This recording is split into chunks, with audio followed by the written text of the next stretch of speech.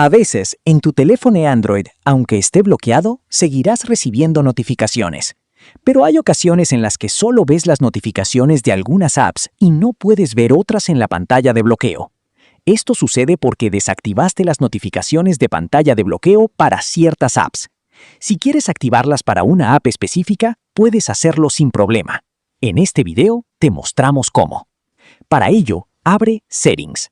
Cuando entres en Settings, verás una opción llamada Notification o Notifications. Dependiendo de la marca, puede haber algunos cambios. Yo estoy usando un teléfono Poco, y en los dispositivos Poco y Redmi, la configuración se ve así. De todos modos, voy a seleccionar Notifications. Si tienes alguna duda, puedes usar la opción Search Settings que aparece arriba. Ahí puedes buscar Notification o Notifications. Cuando hagas la búsqueda, verás Notification o Notifications.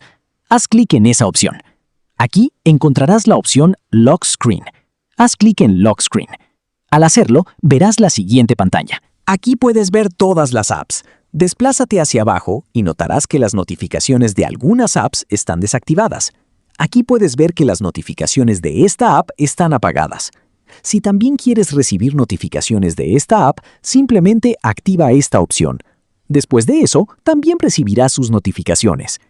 Así de fácil puedes habilitar las notificaciones de pantalla de bloqueo para ciertas apps en tu teléfono Android. Espero que este video te haya sido útil. Si te ayudó, considera suscribirte. Nos vemos en el próximo video.